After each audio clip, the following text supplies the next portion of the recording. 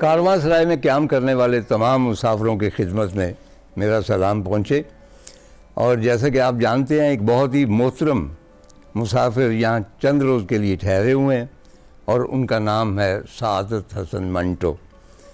और इसीलिए कारवांसराय को हम कुछ रोज़ के लिए मंटो सराय भी कह सकते हैं। और मैं कहाँ था? मंटो साहब के उजड़े हुए घर में। जी हाँ, वो घर वीरान पड़ा था और उसमें मैं जिस तरह एक वीरान हवेली में कोई भूत होता है, इस तरह मैं इधर उधर घूम रहा था और मेरे कदमों की चाप थी और उसमें जो धूल थी उसमें मेरी यादें थीं और उनके सिवा वहाँ उनके किरदारों की तहरीरों की बहुत सारी गूंज थी। मसलन चाचा शाम के नाम उनके ख़त, मेरा ख्याल 7 या 8 थे, वो बिखरे पड़े थे। वो मेरे लिए इसलिए भी अहम है तो उन तमाम ख़तों के ऊपर जो उन्होंने अपना एड्रेस दिया हुआ है वो है 31 लक्ष्मी मैंशन। उसके अलावा वहाँ पे कौन था? मंगू कोचवान। नया कानून बन गया था, उसका ख्याल था कि उसकी ज़िंदगी बदल जाएगी, वो आज़ाद हो जाएगा और फिर वो थाने चला जाता है। उसके बाद टीटवाल का कुत्ता था, कोई उसका नाम भोंबू रख देता है, वो भी आवाज़ आ रही है, कोई शूचू रख देता है। और जब वो एक तरफ सरहद के वो कुत्ते की मौत मारा जाता है, दूसरी तरफ वो एजाज़ हासिल करता है। और यहाँ बिशन सिंह भी था। पागलों का तबादला हो रहा है, टोबा टेक सिंह वाला, और वो क्या अजीबोगरीब बातें कर रहा है। गुड़ गुड़ दी मसूर की दाल, टोबा टेक सिंह पाकिस्तान, और वो जाने से इनकार कर देता। वो पूछना चाहता है कि टोबा टेक सिंह कहाँ है, यानी पागलों का ठिकाना कहाँ है, पाकिस्तान में है, हिंदुस्तान में। He has no sense. और फाइनली वो नो मैन लैंड जो है उसमें वो मरा पड़ा है। और एक बूढ़ा है रेफ्यूजी कैंप में जो स्कीना स्कीना पुकार रहा, और जो भी पूछता है कि स्कीना तुम्हारी बेटी है, वो कहता हाँ।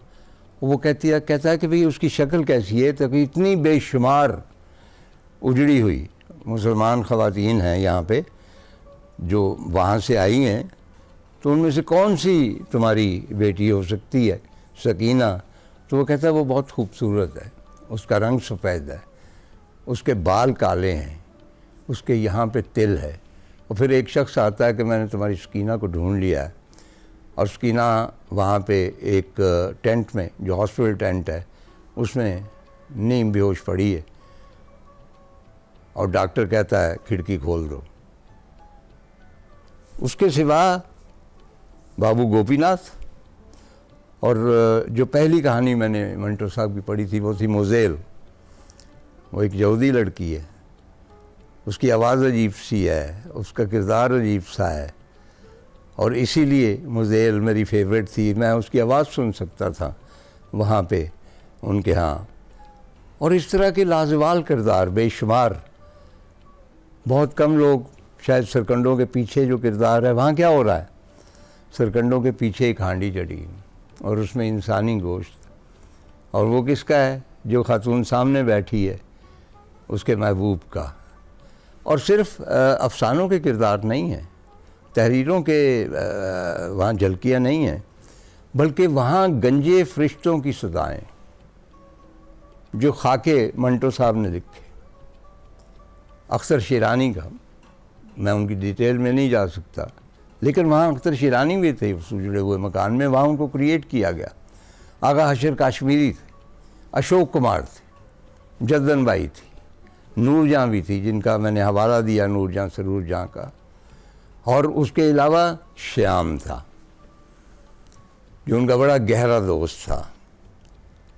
और जब मंटो साहब जवाब नहीं देते थे तो वो उन्हें ख़त पे ख़त लिखता चला जाता था। फिर वो पाकिस्तान भी आया, लाहौर भी आया, जब उसकी फ़िल्म दिल लगी हिट हुई। चुनांचे वहाँ पे श्याम की गूंज भी थी जो घोड़े से गिर के मर गया कि मैं तेरा चांद तू मेरी चांदनी। उजड़े हुए घर में हर तरफ किरदारों की, उनके दोस्तों की सदाएँ थीं और मैं था। मंटो साहब के बयाबान घर में अलबत्ता मेरे लिए एक हैरत थी। वो ये कि ग्राउंड फ्लोर पे जो उनका बरामदा नुमा कमरा था और उसके आगे शीशे थे, शीशे की खिड़कियां थी, उनके सारे शीशे मौजूद थे। और कभी ऐसा नहीं था, शीशे टूट जाया करते थे। उन दिनों ख़वातीन हज़रात, हमें क्रिकेट खेलने का बड़ा शौक़ था, बच्चे थे, और मेरी ये हालत कि मैं हमेशा मौसीकी में और खेलों में हमेशा सड्डी रहा हूँ। ये मेरे बस की बात नहीं है, बल्कि पंजाबी का एक मुहावरा है कि फाड़ी। अच्छा, फाड़ी वो शख्स होता है जो वो खेल रहा हो ना गोलियाँ कांच की, तो वो कांच की गोली को अगर आप हिट करेंगे तो वो लगेगी तो आप जीतेंगे, वरना नहीं जीतेंगे। मैंने कभी आज तक ऐसा नहीं हुआ, यानी बचपन में, कि मैं वो गोलियां हम खेलते थे, वो कौडियाँ भी खेलते थे, सिक्टों की डब्बियों के साथ भी खेलते थे, लुकन मीटी भी खेलते थे, और ये बंटे भी खेलते थे।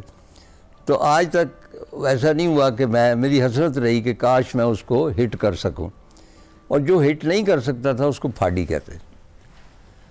और फाड़ी लफ्ज़ जो है ना, वो बड़ा वसी तनाज़र में इस्तेमाल हो सकता है।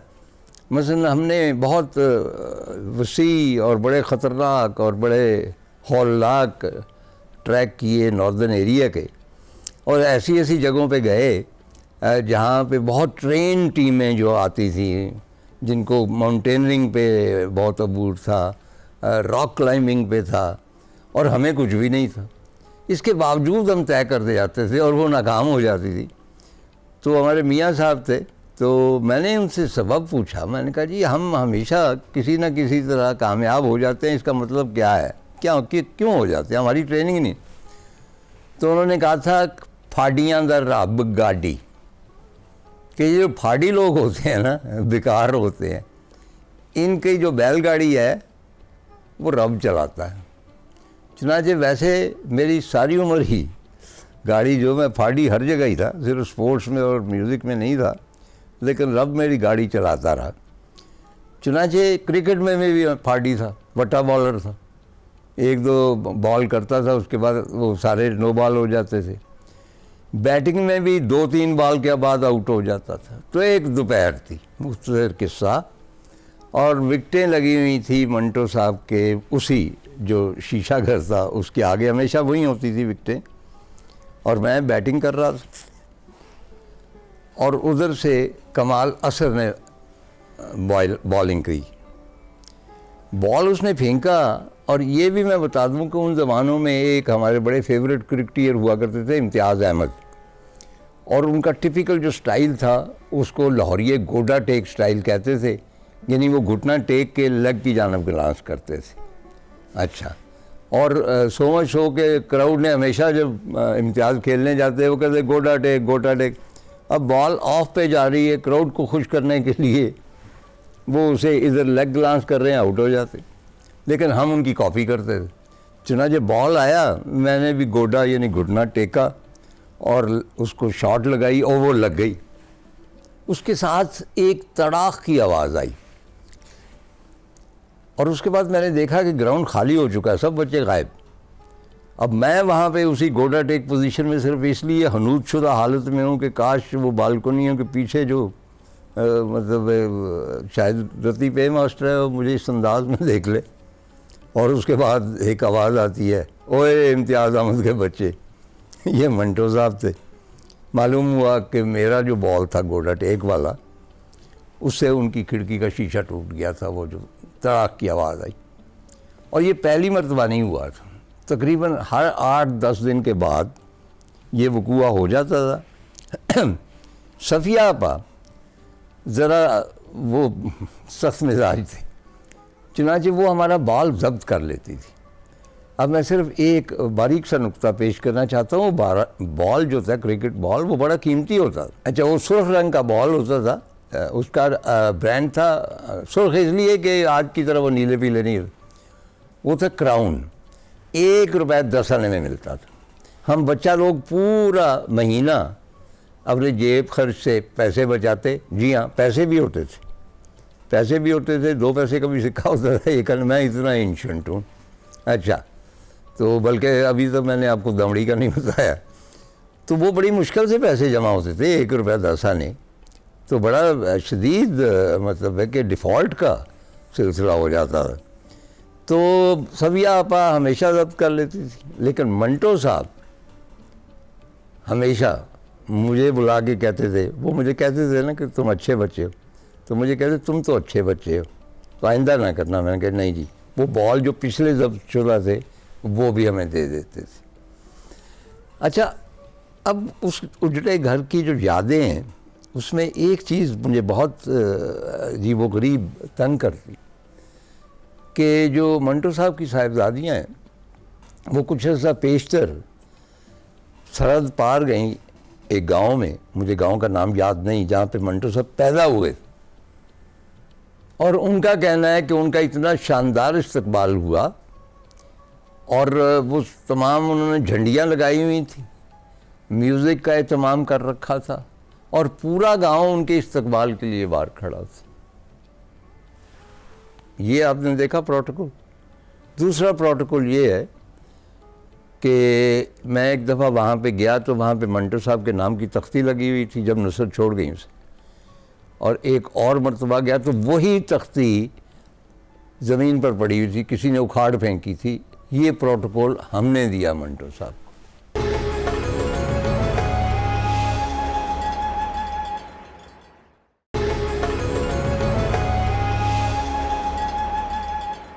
जब शाम उतरती लक्ष्मी मैंशन में तो हम सब बच्चे जो फ्लैटों के आगे सीढ़ियाँ होती हैं 2, वहाँ पे बैठ जाते और दुनिया जहान की बातें करते, गुनगुनाते, जो कुछ स्कूल में हमारे साथ बीती थी उसका तज़किरा करते, और इर्द गिर्द भी मुख्तलिफ बालकनियों में ताज़ा हवा के लिए वहाँ के जो मकीन थे वो आ बैठते।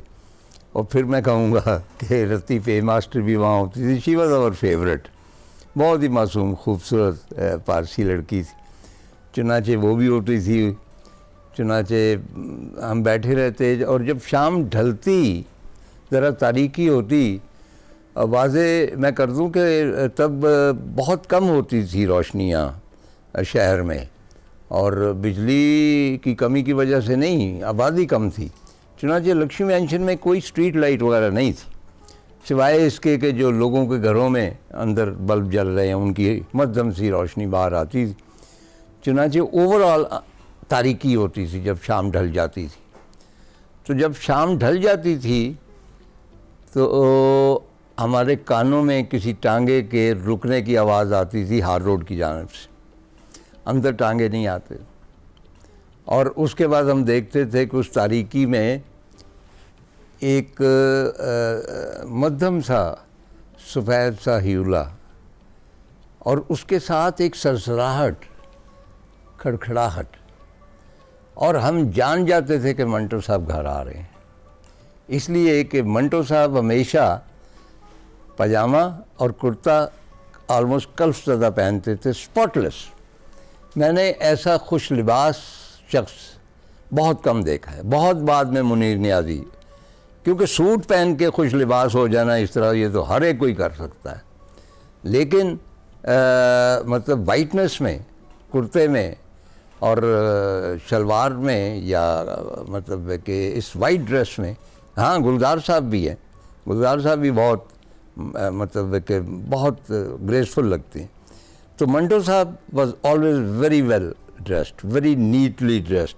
वो जो उनका कॉन्सेप्ट है ना, जो भी बनाया गया उसमें उसके बिल्कुल बरक्स। चुनाचे वो जो पजामे की खड़खड़ाहट थी तारीकी में आती, उससे हम जान जाते और हम उनको सलाम करते। और कभी कभार ऐसा भी होता कि शायद उन्हें सहारे की ज़रूरत पड़ती तो मैं साथ चल देता।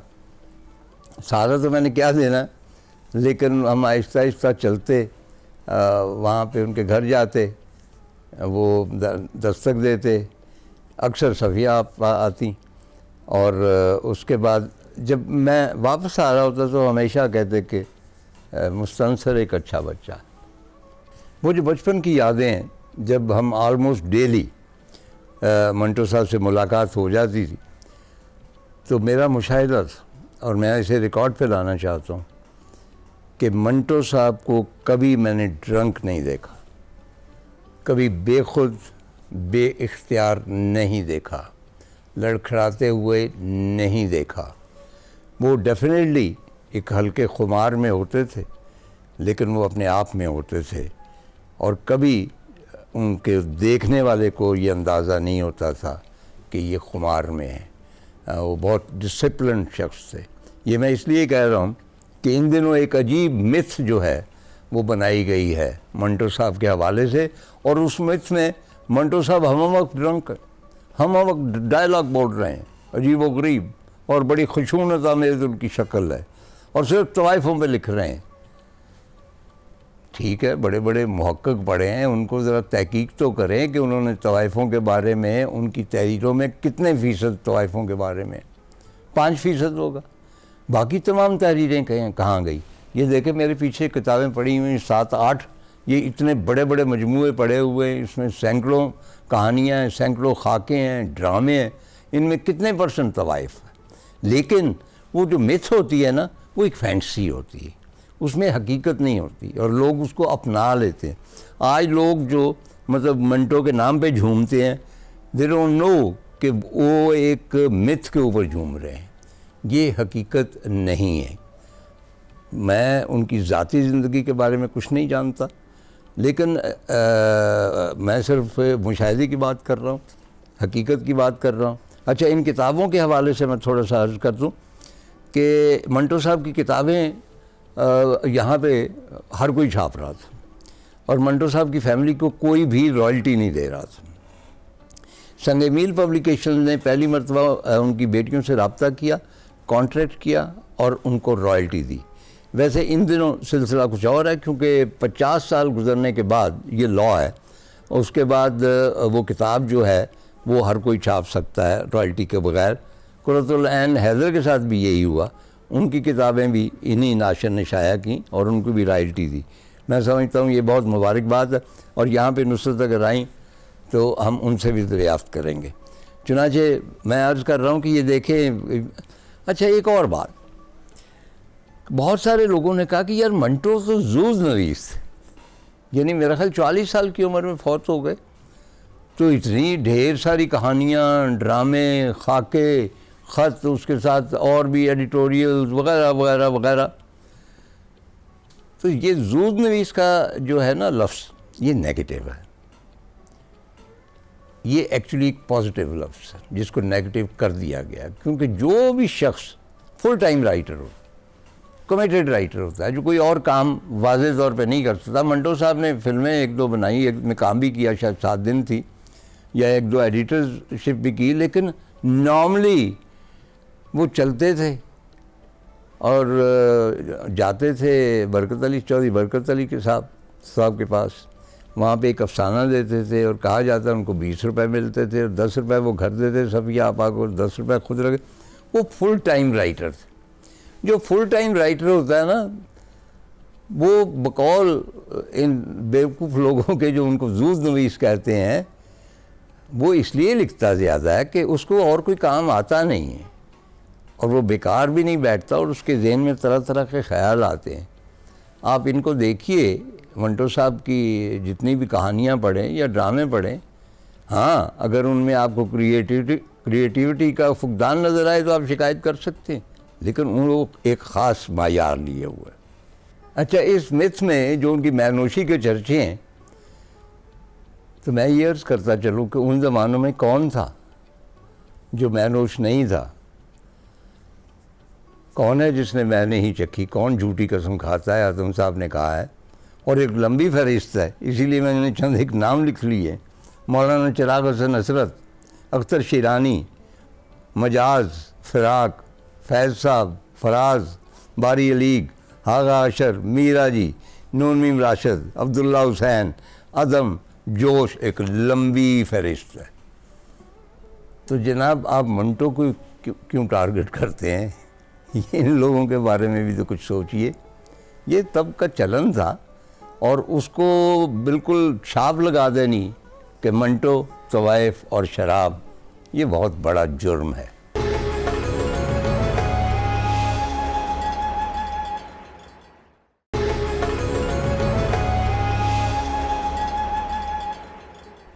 ख़वातीन हज़रात, यकीनन आप भी किसी ज़माने में बच्चे रहे होंगे और आप जानते होंगे कि बच्चे कदरे कमीने ज़रूर होते हैं, आप माने या ना माने, लेकिन उनमें एक कमीनगी इसलिए होती है कि उन्हें दुनिया का नहीं पता होता। वो बहुत अपने जो जज्बात है ना उनका बेधड़क इजहार कर देते हैं, जो महसूस कर देते हैं वो करते हैं, वो कह देते हैं, बेशक उस इजहार में वो नामुनासिब हो, लेकिन वो कह देते हैं। चुनांचे बच्चे जो हैं मुख्तलिफ़ लोगों के स्कूल में भी मोहल्ले में भी नाम रख देते हैं, जो भी उनकी कोई ख़ुसूसियत होती। मसलन ऐसे ही मैं तज़किरा करूँगा, तफसील में नहीं जाऊँगा। हमारे एक इंग्लिश के टीचर थे मुसलमान हाई स्कूल, उनका नाम मैं नहीं लूँगा, उन्हें ये कह लीजिए हसन साहब, तो उनका नाम करेला था, हसन करेला साहब, और थ्रू आउट ज़िंदगी वो करेला साहब ही रहे। इसी तरह एक फुल बूट से, मतलब इस तरह करके ना मेरा नाम सोने की चिड़िया कभी डाल दिया, कभी पुष्पेंदु डाल दिया, मैं खुद इसका शिकार रहा हूँ। तो इसी तरह लक्ष्मी मेंशन में जो 50s में हम बच्चे थे, हम भी कदरे कमीने थे, और उस कमीनगी का एक इज़हार मैं आपको सुनाता हूँ कि मौलाना मोहम्मद हुसैन आज़ाद के पोते जो थे मोहम्मद बाकर साहब, उनके बेटे अकबर हमारे दोस्त थे, हमारी गैंग के एक मेंबर थे। तो मुझे नहीं मालूम कि क्या मसला हुआ, बहरहाल उन्होंने दूसरी शादी कर ली, जो जिसमें कोई ऐसी बुरी बात नहीं, लेकिन चूँकि अकबर हमारा दोस्त था तो हमने पर्सनली एक इंसल्ट फील की अपने दोस्त की कि इसके अब्बा ने दूसरी शादी कर ली। चुनांचे उनका नाम मैंने आपको बताया, तो उनका नाम बकरा पड़ गया। तो जो बकर ईद आती तो कम से कम एक बकरे की सीढ़ी उनकी सीढ़ियों पे रख दी जाती, और जब वो नमाज़ पढ़ने के लिए नीचे उतरते या बाद में तो देखते, और उसके बाद ज़ाहिर है कि उन्हें अंदाज़ा तो ना होता कि ये किसकी कारस्तानी है, लेकिन उनको महसूस होता कि ये जो बच्चे इधर उधर मंडला रहे हैं इनमें से कोई होगा। तो बहरहाल दांत पीस कर रह जाते, पता नहीं वो बकरी ऊपर अपना सीढ़ी जो थी वो ऊपर ले जाके पका लेते थे या किसी और को सदक़े में दे देते थे। तो हुआ ये कि एक गर्म दोपहर, और मुझे तमाम जितनी यादें हैं ना वो गर्म दोपहरों की, लक्ष्मी मेंशन की। जैसे कि मैंने आपको बताया भी कि गर्म दोपहरों में हम लीगल चौक के दरमियान में क्रिकेट खेला करते, शायद इसलिए कि दोपहरें लंबी होती हैं, उनकी याद ज़्यादा रहती, सर्दियाँ कम याद रहती हैं, कम से कम मुझे। चुनांचे गर्म दोपहर थी, कमाल असर ने मुझे नीचे गली में से आवाज़ दी, हम ऊपर रहते थे टॉप फ्लोर पे 17 लक्ष्मी मेंशन। अब मैं भी बेचैन फिर रहा हूँ, दोपहर गुजर नहीं रही। नीचे गया, कमाल ने कुछ डायलॉग बोले, कुछ अंग्रेज़ी में बोले, कुछ उर्दू में बोले कि ज़िंदगी क्या है, गम का दरिया है, यार बोर बहुत हो रहे हैं, क्या किया जाए, कुछ ना कुछ तो होना चाहिए। तो सोचते सोचने उसने कहा कि एक तरकीब है ज़रा एंटरटेनमेंट की। कहने लगे सब सोए होंगे, तो हम वो जो गली है जिसके ऊपर बाकर साहब का फ्लैट है, वहाँ नीचे खड़े होके तो बकरे की आवाज़ें निकालते। चुनांचे हम दोनों गए, और ये बिल्डिंग थी, ऊपर उनका फ्लैट था, ये गली थी, इधर भी फ्लैट थे। तो उस जाने उधर मंटो साहब रहते थे। कमाल खड़ा हो गया मेरी तरफ मुँह करके, मैं इधर उसकी जानिब रुख किया हुआ है और ज़रा फासला है, और सबसे पहले उस सन्नाटे में, गर्मियाँ होती, सब सोए पड़े। कमाल ने मुंह पे हाथ रख के एक ऐसी दिलदोज़ बा की आवाज़ बुलंद की, अच्छा, और बड़ी कमाल की वो उसको बस वो एक्सपर्ट था, मतलब कि आंखें बंद कर ले तो यही लगता था कि कोई बकरा बोल रहा, और बड़ी लंबी तान, जैसे गवैये जो अच्छे होते हैं ना क्लासिक, वो बड़ी लंबी तान ऊपर ले, तो वही बा काफ़ी लंबी तान लगा। उसके बाद मैंने वही, मतलब मेरी भी बारी थी। अब मैंने आपको बताया कि मैं मौसीकी में, गाने बजाने में बिल्कुल पसंदी, तो मैंने जो बा की तो वो खासी मतलब फंसी फंसी और मतलब बेसुरी सी थी, वो लुत्फ़ नहीं आया, मुझे खुद नहीं आया। उसके बाद कमाल ने फिर अब कमाल, अब ज़रा वो मंज़र तसव्वुर में लाइए कि दोपहर का सन्नाटा और ये गली है, कमाल सामने खड़ा हुआ है, कमाल असर, और मैं इधर हूँ, मैं अपने हिस्से का बा कर चुका हूँ और वो अब तान उसने शुरू किया है बा कर। अच्छा, वो बा कर रहा है तो मैंने देखा कि उसके पीछे एक बाकर साहब बड़े दबे कदमों से चले आ रहे। अच्छा, उन्होंने आवाज़ सुन ली।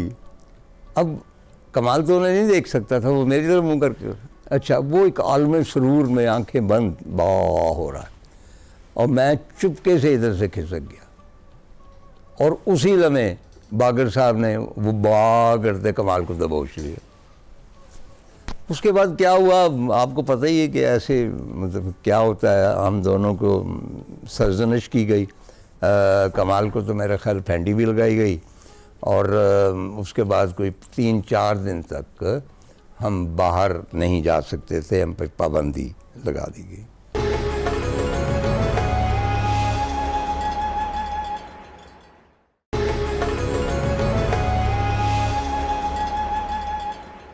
मैंने अर्ज़ किया था ना कि बच्चे बहुत कमीने होते हैं, तो अपनी कमीनगी का एक और इंसिडेंट, और ज़ाहिर है वो भी मुताल्लिक़ है मंटो साहब से, वो अर्ज़ कर देता हूँ कि लक्ष्मी मैंशन के दरमियान में एक बहुत बड़ी ग्राउंड जहाँ बरगद का एक दरख्त है और आई होप कि अभी है, वो ताजिर माफिया ने उसके ऊपर खोखे नहीं लगा लिए। और मुझे अभी ये याद है कि वहाँ पे एक मक्खियों का छत्ता था और एक लड़का आया करता था बीडन रोड से, हमारा दोस्त नहीं था, उसका नाम था फिजू, आई डोंट नो कि उसका असल नाम क्या था। तो वो कहने लगा तुम्हें पता है कि इतनी ज़बरदस्त शहद लगा हुआ है और आप लोग उतारते नहीं उसको। तो हमने कहा ये मक्खियाँ काटेंगी? कहने लगे नहीं, मक्खियों की साइकी ये है, साइकी के लफ्ज़ से आता कि बेखौफ इनके पास जाओ, हाथ डाल दो, ये कुछ नहीं कहती। चुनांचे वो ऊपर चढ़ गया, बेखौफ हाथ डाला और उसके बाद 1 महीने तक अस्पताल रहा, फूल कर कोपा हो गया और बाद में मुकामी सियासत में वो बहुत नामवर हुआ। मेरा ख्याल वो मक्खियों के जो डंक लगे हैं ना, वो बहुत कारआमद साबित होते हैं। तो बहरहाल वो मैं अर्ज़ ये कर रहा था कि वही एक और बच्चों की जो शैतानियत है उसका मैं एक किस्सा बयान कर दूं कि उसी बरगद के दरख्त के सामने और मंटो साहब के घर से 2 फ्लैट छोड़ के आगे वाले फ्लैट में एक ख़ातून रहती थी, हालांकि उनका बेटा भी हमारा दोस्त था अकमल, वो छोटे कद की थी और बच्चे कम वक्त उनको बतख कहते थे। खैर कि बतख ये कर रही है, बतख फलां जा रहा है। तो उनके आगे फ्लैट के वो बहुत शौकीन थी गमलाबाजी की, यानी गमले बहुत सारे उन्होंने सजा रखे थे, बेलें भी थीं और बड़े बड़े गमले थे, मेरा ख्याल कम से कम 40-50 गमले होंगे। और वाहिद फ्लैट था जहाँ ये ग्रीनरी थी, बाकी कहीं नहीं थी। तो सुबह सवेरे वो जागती और एक ट्यूब लेके तो उनको सैराब करती और उनको पानी देती और शाम को भी यही अमल दोहराती। तो अब ज़िंदगी जब वो बहुत बोर गुजर रही थी तो हम सोचते रहते थे कि क्या किया जाए। ये ताज के ज़हन रसा में ये मंसूबा आया और मंसूबे पर अमल दरामद करने के लिए रात बहुत ज़रूरी थी। तो उस रात जब 9 या 10 का वक्त हुआ है तो ये पूरी गैंग 6-7 बच्चे जो थे हम सब वहाँ गए, यानी जहाँ पे बत्तख के गमले थे, और गमले उठा के उसी तरतीब से मंटो साहब के घर के आगे जो सीढ़ियाँ थी और इधर वहाँ हमें टाइम लगा 15-20 मिनट, बड़े भारी गमले थे, तो वो उठा के वहाँ पे उसी तरतीब से रख। अगली सवेर बहुत सुबह सवेर ताज का घर क्योंकि बिल्कुल अपोजिट था मंटो के, तो रिएक्शन देखने के लिए तमाम तर बच्चा जात जो थे वहाँ वो शीशे की खिड़कियाँ से वहाँ लग के बैठ गए कि देखें क्या होता है। अब देखते ये हैं कि बतख बीवी जो है अपने घर से बाहर निकली है वो पानी देने के लिए, हाथ में उसके ट्यूब है और एकदम देखती है घर सू वीराना है और शी शॉक्ड नेचुरली कि गमले किधर गए। और उसी लम्हे उसकी नज़र पड़ती है इधर मंटो साहब के घर में और तमाम के तमाम गमले वहाँ सजे हुए। चुनांचे बतख बीबी फुंकारती हुई उधर गई, घंटी बजाई, मंटो साहब बड़ी मुश्किल से आंखें मलते हुए बाहर आए। और उसके बाद जंगो जदल का समा, क्योंकि बतख ये कहती थी कि ये गमले आपने उठाए। अच्छा, वो कस्में खा रहे थे कि मैंने नहीं उठाए, मैं तो इतने भारी गमले।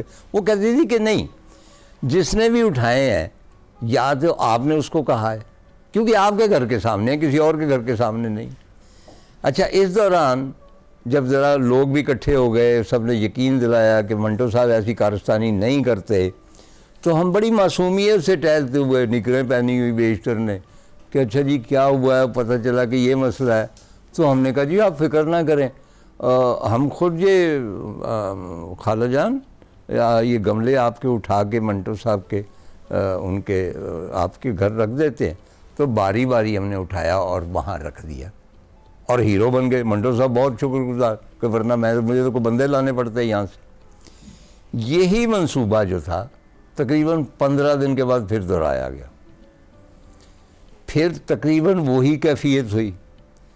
बतख ने रिफ्यूज़ कर दिया ये मानने से कि भाई इसमें मंटो साहब का कोई हाथ नहीं। वो कहते हैं ये कैसे हो सकता, पहले भी हुआ 2 हफ्ते पहले, अब फिर वो मेरे गमले वहाँ पे मौजूद, ये कोई जिन भूत उठा के ले जाते हैं, ये आपकी कारस्तानी है, ये है वो है। और अब की बार फिर हमने अपनी सर्विसेज पेश की, लेकिन इस बार हमने देख लिया कि मंटो साहब बड़े गौर से हमें देख रहे थे। उन्हें शक पड़ गया था कि ये कारस्तानी हमारी। चनाचे आज भी मुझे वो मंज़र याद आता है कि जब मंटो साहब बाहर निकले हैं ना, तो एकदम गुलो गुलजार, मतलब सहरा में बाहर आई हुई है।